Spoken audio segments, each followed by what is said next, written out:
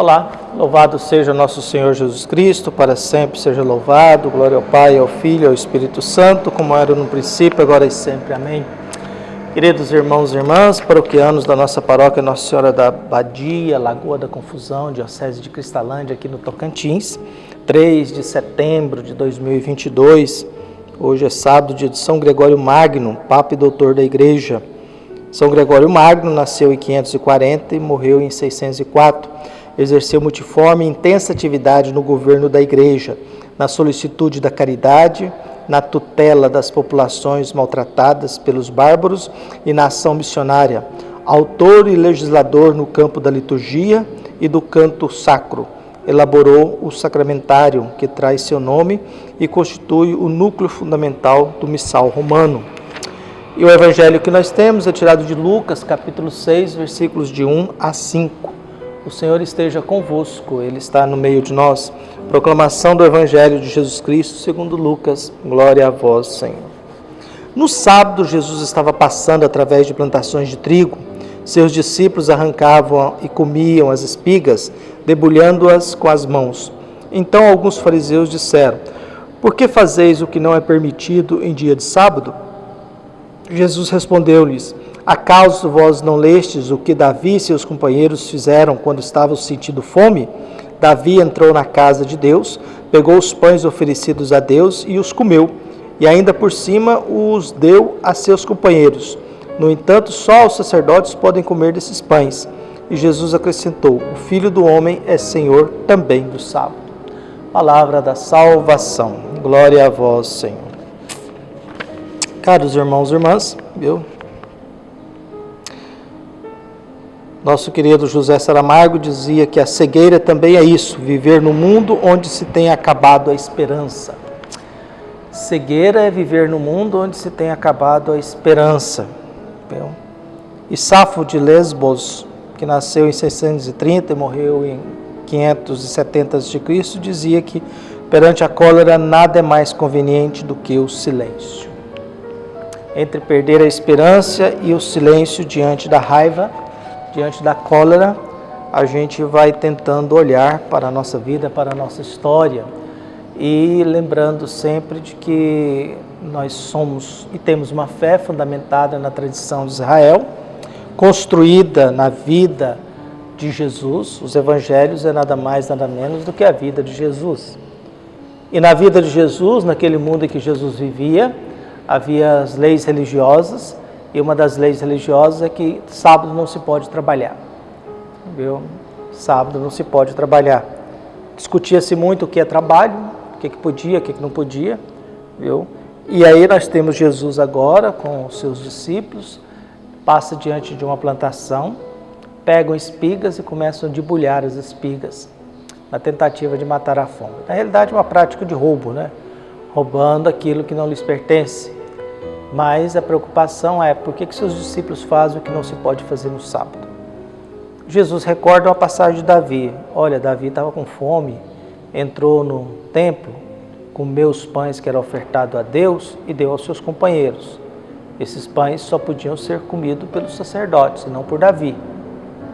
E eles não podiam condenar Davi. Jesus pega uma prática de Davi para dizer, olha, diante da fome a gente pode fazer aquilo que é proibido. Diante da fome, a gente pode comer aquilo que é oferecido a Deus.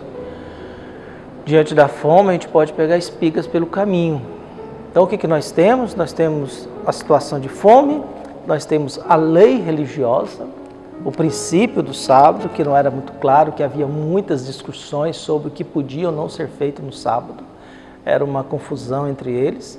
E Jesus vai tentando dar clareza, e Jesus vai tentando ensinar, e por isso que o Filho do Homem, ele é Senhor também do sábado. O que acontece é que quando nós criamos uma lei, e a lei se torna maior do que o ser humano. Cria-se a norma do sábado, não se pode, porque a lei do sábado criada por Moisés era para lá colocar freio na ganância do trabalho. Quando Moisés colocou sábado não se trabalha, é dia dedicado a Deus, era preciso estabelecer uma lei para a gente não ter que trabalhar o tempo todo. gente colocar um pouco o freio da ganância e reservar um tempo para a gente rezar e um tempo para a família, um tempo para descanso. Diante da selvageria do Egito, em que ninguém tinha dia de folga, foi assim, olha, um dia se reserva para Deus. Diante da selvageria do trabalho, em que todo dia tinha que trabalhar o tempo todo e constantemente, e Moisés determina um dia reservado para Deus. O problema é que na época de Jesus, o dia se tornou mais importante do que o ser humano. Por quê? Porque o dia não respeitava mais as necessidades básicas humanas. No exemplo de hoje, a fome. No exemplo de hoje, a fome. E é muito complicado isso, porque nós criamos essas regras muito presentes. Ainda nós temos uma prática religiosa muito farisaica. Ainda uma prática religiosa assim, de muitas leis e normas, do pode, não pode, pode, não pode, pode, não pode. E toda religião que vive no pode, não pode, viu? Ela é uma religião que se torna legalista. É uma religião que não tem problema de expulsar alguém da igreja porque essa pessoa não entrou no padrão que nós estabelecemos. Ela não entrou no nosso discurso que nós estabelecemos. Nós vivemos hoje num mundo, segundo um publicitário brasileiro, de que nós perdemos a dimensão da autoridade e entramos num mundo de escolhas constantes. Nós escolhemos 25 vezes mais do que escolhíamos na década de 80. Quer dizer, na década de 80 eu tomava uma decisão, hoje eu tomo 25 vezes mais decisões do que na década de 80. Isso é um consumo de energia mental gigantesco. É um consumo de energia gigantesco para o corpo humano. Quando nós vivíamos pensando em comida, o cérebro trabalhava menos porque a gente tinha que gastar mais energia com a digestão. Hoje a gente gasta muita energia com escolhas, com opções, escolhas. Queremos agora ser tratados como indivíduos. Tudo agora é meio personalizado, né? Eu tenho que fazer o tênis do meu jeito. Você pede uma cerveja, eles mandam uma, você determina como que você quer, aí o fabricante manda a sua cerveja com seu rótulo. Você vai comprar um carro, você pode escolher, se você tem muito de dinheiro, que tipo de carro você quer, com quais acessórios, cores, normas, tudo. Se você vai comprar um Rolls Royce, você tem que dizer qual Rolls Royce que você quer que seja feito para você. Você não chega num e compra, você tem que dizer qual que é, com todas as opções gigantescas de acessórios e cores possíveis. Se você, antigamente se dividia uma tela de televisão na casa, hoje cada um tem a sua e consome aquilo que quer, do jeito que quer. Então nós hoje vivemos nesse mundo de múltiplas escolhas, ao mesmo tempo eu quero tudo personalizado, mas por outro lado também eu quero fazer parte de uma tribo de um grupo político, de uma tribo de um grupo religioso, de uma tribo de uma prática não sei das quantas. Então nós somos tribais, nós queremos ser individuais, mas também somos tribais e vivemos nesse mundo de múltiplas escolhas. E isso gera um caos, gera um caos geral no mundo que nós vivemos.